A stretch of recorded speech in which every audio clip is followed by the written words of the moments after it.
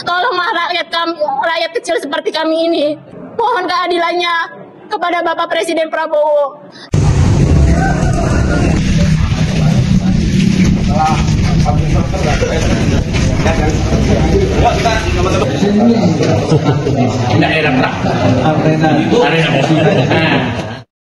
Jadi seperti yang dikatakan selama ini kita bahwa memang PSN ini digunakan untuk mengintimidasi rakyat, ya kan, faktanya terjadi.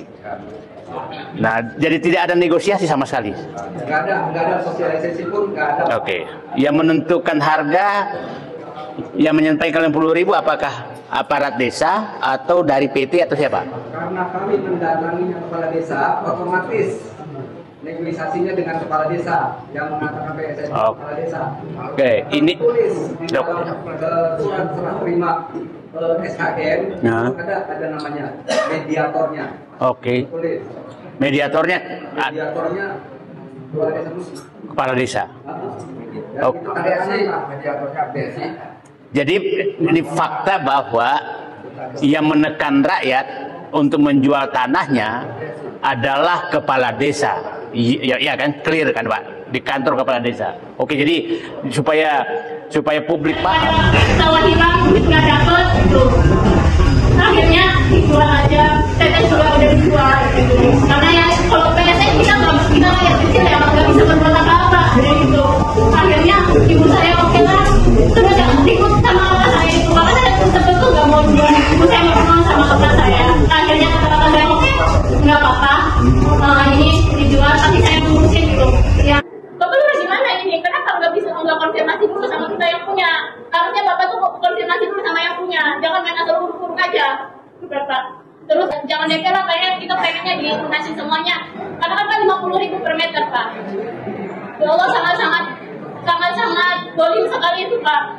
Itu buat biaya adik saya sampai ngurus satu orang adik saya, itu nggak cukup, Pak. Nggak cukup. Kita punya sawah sedikit, nggak banyak. Itu tuh buat bekal adik saya. Ini apa? Adik saya belajar. Saya mohonlah minta ini, salamkan saya kepada Bapak Presiden Prabowo gitu. Tolonglah rakyat kecil seperti kami ini. Mohon keadilannya kepada Bapak Presiden Prabowo. Tolong salam kami kepada Bapak Presiden Prabowo. Kami minta keadilan dari Bapak Presiden. Karena sangat-sangat tidak manusiawi.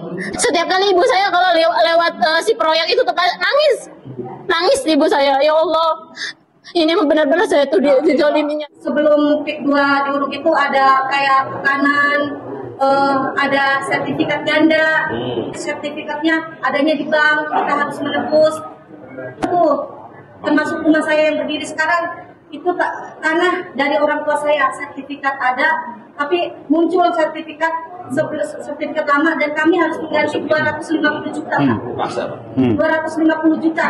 Kami mengganti karena waktu itu dibantu lurah juga, kami nggak bisa apa-apa, akhirnya kami mengalah.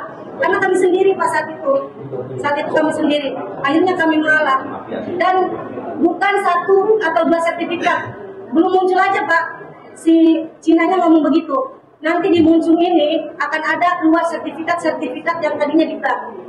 Dan akhirnya di situ juga kami membayar 250 juta. Sebelum membayar itu kan datang terus. Akhirnya orang tua saya sakit-sakitan Pak, semenjak itu karena penuh tekanan. Sampai stroke Pak. Sampai stroke. Jadi walaupun nggak ditakutin tapi datang lagi orang. Sebenarnya kakak saya yang sakit-sakitan juga ngurusin orang stroke dan dia kecapean meninggal dunia. Ya saya bilang nih sama semua orang nih, ada ancaman seperti itu muncul ini bukan 1 atau 2 yang sertifikatnya di bank, tapi banyak sertifikatnya yang di bank katanya. Nanti akan bermunculan. Ada kata-kata seperti itu, entah itu menakutkan, nakut-nakutin atau yang kenyataan, tapi itu kami merasakan sendiri. Jadi mohon maaf. Orang tidak mau dijual, harga ditetapkan mereka, dan kepala desa lah yang menjadi alat mereka untuk menekan rakyat untuk menjual tanahnya.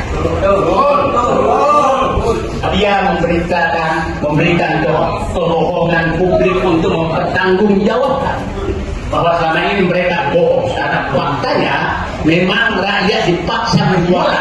Kepala desa mungkin saatnya juga tidak tuntut.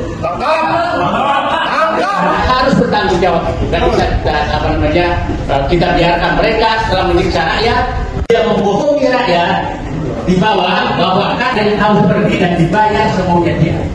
Menarik lagi adalah selalu menyatakan pihak pengembang PIK 2 yang menyatakan kami tidak ada kaitan sama rakyat. Pertanyaannya, dari mana uang kepala desa itu membayar? Karena itu kita sudah bisa menarik kesimpulan bahwa apa yang dikemukakan PIK 2 selama ini adalah kebohongan. Kebohongan pertama bahwa dia tidak ada pemaksaan. Faktanya pemaksaan. Dia menyatakan bahwa harga kesepakatan, faktanya bukan kesepakatan, adalah kesimpulannya adalah satu, bahwa memang terjadi pembelian secara paksa oleh pengembang PIK 2 yang menyatakan bahwa ini PSN yang pelaksananya adalah lurah, dan lurah yang memanggil rakyat dan membayar kepada rakyat, tapi dilaksanakan di kantor PIK 2, kantor pengembang.